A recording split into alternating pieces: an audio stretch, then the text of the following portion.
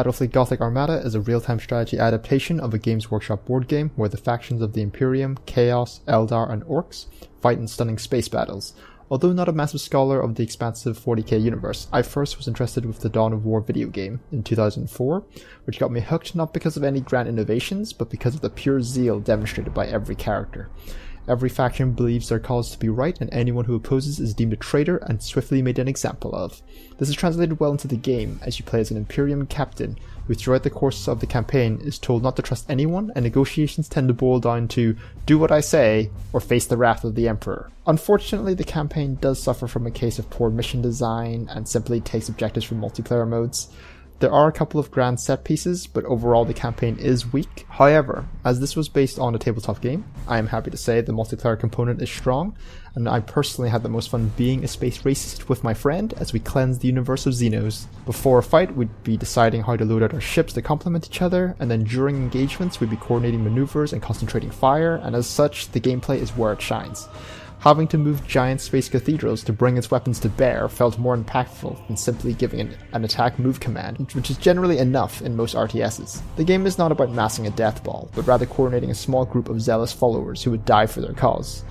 And if they would rather run than fight, then you do have the option of executing insubordinate captains, which is a great feeling, by the way. It is a niche game, but it is a good one, and in comparison to the many 40k games there have been, it does the license justice, just as Captain Abradol does for the Emperor. By my faith, may the light of the Emperor spread to the farthest star. By my duty, the galaxy will belong to the righteous. By my actions, the Imperial Navy shall be honored and remembered upon holy terror. For the Emperor of mankind, and for the Battle Fleet Gothic!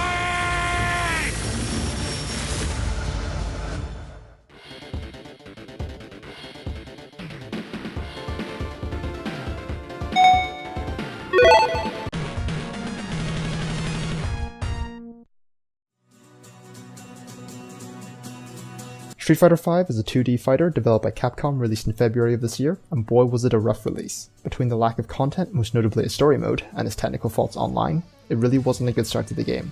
Thankfully, they have been working to develop the game, but the core gameplay is perfectly solid, and is what you would expect from a Street Fighter title. Why it makes my list though, is because it was a great chance for new players to start together, rather than jump into the 10-year-old Street Fighter 4 with all its veterans.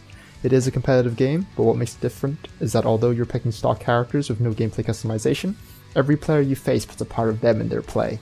Understanding your opponent's habits and nuances are just as important, if not more important, than simply understanding their character in a game like this. Being in that 1v1 situation means you have no one to blame but yourself, and it pushes you to improve, which is what makes fighting games great in my opinion. It made me wipe the dust off my fight stick and do those fireball and shoryuken motions until I got it right. Similar to Battlefield Gothic, the single player was weak even after the story update in my opinion, but it's the personal development it encourages that make this a good game in what I believe to be an underrated genre.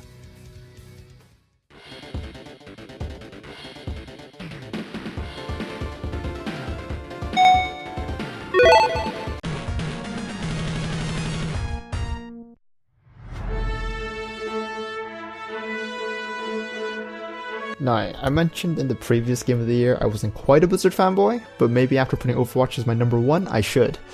Anyway, Overwatch is a first-person shooter developed by Blizzard Entertainment. You might have only needed to watch the first part of the video to hear me repeat this, but once again, the single player is non-existent, but the multiplayer is good. Happy holidays, everyone! Wait, you want me to give more details? Well, okay, let's be fair. It was designed as a multiplayer game only, so I guess it's not quite the same as the other two. What makes the game is the personality of the characters, which one would not consider to be overly important, but with the effort they put into developing them, especially through the stunning short movies, it really makes a difference. You don't see world building in a multiplayer focused game very often, or at least not done this well, especially not in a shooter. At the end of the day, I have this as my number one purely because, well, it's fun. It's enjoyable playing with my friends, coordinating how best to succeed in a game, switching characters to the best counter the other team, and of course, sitting quietly in the corner watching teams, both friendly and enemy, starting civil wars within themselves just because they may be lost around. Remember guys, games are meant to be enjoyed. And with that, I wish you all a good holiday.